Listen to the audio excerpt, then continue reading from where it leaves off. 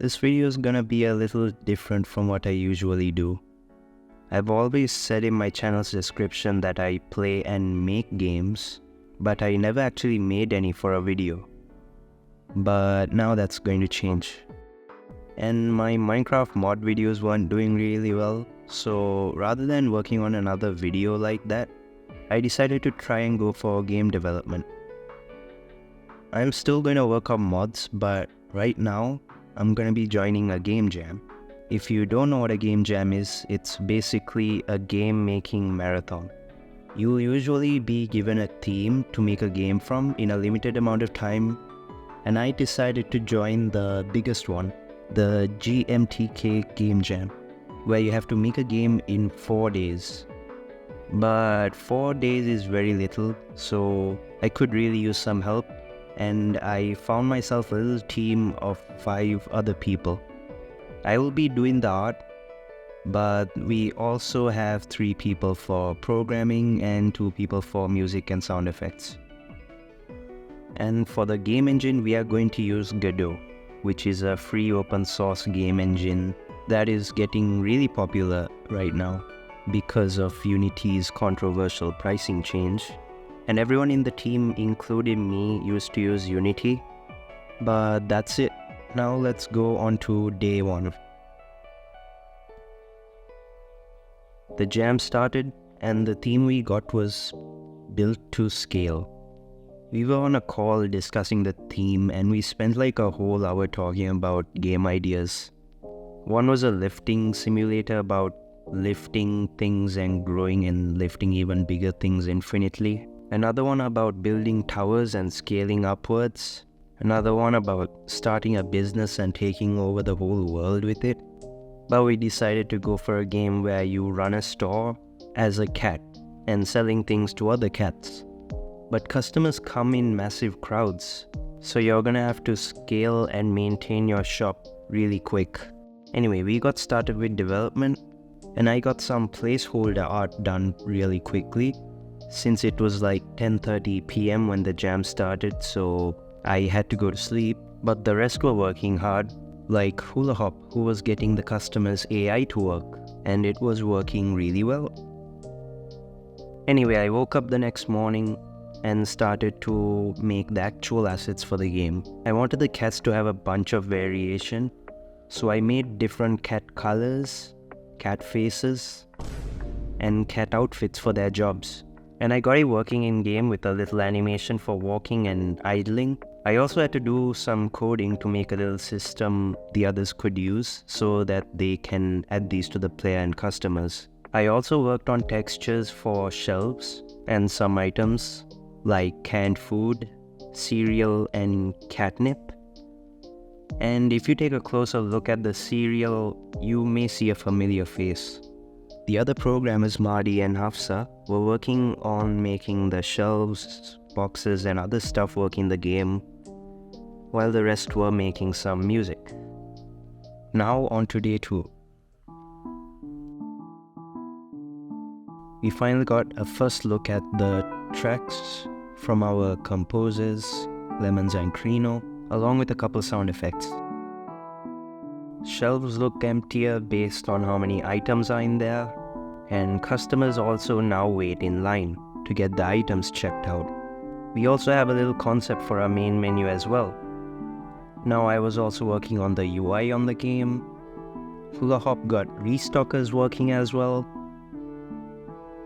Since the game is going to be crowded and chaotic, it's going to be very difficult to manually restock all the items. So restockers would be really helpful. He also made the absolute most adorable building UI you'll ever see, which also works. You can place down shelves now. And for the items, we were also going to have supply boxes. And I decided to make all of the boxes look unique, and you would be able to tell what the item is and what storage unit it belongs to by the stamps on it. We also got a name. We decided we were going to call it Meow-Mart, and then finally decided to call it Mega Meow-Mart. We got a lot of things done in day 2, and even though it didn't look like it, it didn't go as smoothly as it seemed. With all the features that we added to the game, there were billions of bugs and issues that came with it. But either way, it's still good progress, so now we'll move on to day 3. This day involved quite a lot of bug fixing. We also did get a hiring menu similar to the building one, and a whole new menu for ordering supplies. And also an update on the main menu featuring some music by Creeno. Lemonz also cooked up some tracks too, but we were unsure where to use them, so we just kept them until we found something. And now I was mostly done with the art, so I decided to help out with the coding as well, and started to work on the shelves. And I'm not really the best at coding, so I did break some things a couple of times, and whenever I could not figure out how to fix it, some of the other programmers would come in and figure it out. And this happened a lot. But we got a lot of things fixed, and I was able to make a couple of new features like the tooltips that show what's in a shelf and what's in a box you're holding. Hullahopp also made a delivery point, which is where supplies would pop up after you buy them. And don't worry about the texture you're seeing. I just didn't make a texture for it at the time, so he decided to use random noise instead. I also worked on a really happy looking door for customers to spawn through, and you can easily spawn hordes of customers. But even with all of that, we are still not done with the main game loop. But the time keeps going down, so we have to move on to day 4. So everyone was working on bug fixes most of the time, and I decided to give the game a little playtest and realized that players would have no idea what the controls are. So I worked on a little tooltip that shows you the controls and what the actions are. Hafsa worked on a little bit of UI that shows the player's balance, and also a little message every time you lose or receive money.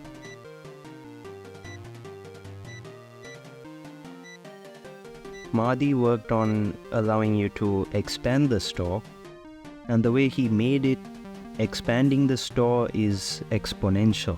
I thought that he would make it so that you'd have to buy chunk by chunk, but you pretty much push the walls back. So if you use it right, you can make your store really, really big.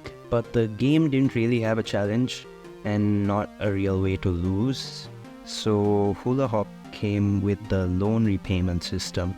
Basically, at the start of the game, you took out a loan to build a store, but you have to pay back an increasing amount of money every 90 seconds, which goes infinitely. So yeah, maybe that doesn't make sense and not exactly how loans work in real life, but the rest of the game doesn't really make sense either, so we're just gonna leave that in. I also decided to add some extra little fluff to this feature by making the loan guy have a randomly generated name every time you play. Basically, there's a pool of first names and a pool of last names, and the game randomly picks one from each and joins them together. So you can get names like this, which I'm not even going to try to pronounce. So yeah, that's fun. We also set up the HIO page, and some of us even gave the game to some of our friends to hear a little bit of feedback early on, and they seem to like it so far. But yeah, time is running low and we haven't finished our game loop. Shelves weren't really enough, so I quickly whipped up some textures for freezers that have ice cream, milk and drinks. Since we had somewhat flexible base for adding storage units, it was pretty easy to add the freezers. We also ended up not finding a place to use Lemonz music because it just sounded a little too out of place. But I'm gonna use it in this video, so maybe his efforts weren't all for nothing. He did help out a lot with sound effects though. And on the final hours, we were on a call making the game as we went. And we finally made a losing condition. If you pay back one of your installments and your money goes below 0, then you lose, and that's the game. We did want to add a couple more features in this game, but didn't have the time to add them all. And if you check the game now, you could see one of them. In the hotbar, there's a button called Reviews, which doesn't do anything. But yeah, that was it.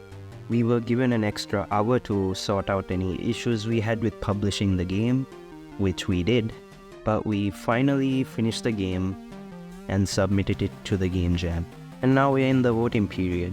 So we were just playing some of the other submissions just to see what they came up with. And yeah, there were a lot of good ones and some questionable ones. But after a few days, we got the results. Our game, Mega Meow-Mart, placed 722nd place out of 7,635 submissions. So basically top 10%. And since this was my first game jam, I'll take it. Overall, people seem to really like the game. There were definitely some issues like the goal of the game not being very clear and some bugs here and there, but I'm really glad to have a game like this, a game of this scale working well, which was only made in 4 days. And shout out to everyone on the team who helped make this game. You guys can try out the game on itch.io, link will be in the description. And let me know what you think of these kind of videos, because I really want to make more videos about game development as well. Okay, yes, I know I am very late to upload this video. It's been many weeks since the jam ended, but that's because I got a little busy and I also joined another game jam, so I had to delay the video even further. Which, by the way, was the Brackies game jam. And I made a game called War Before Harvest, which is a farming game plus roguelike action, which you can check out now. I made this completely alone in a week, and the voting is still up, so I would really be happy if you could go to the link and check out the game and give me your honest thoughts on it. But yeah, if you like this video, I will make a devlog for that game as well.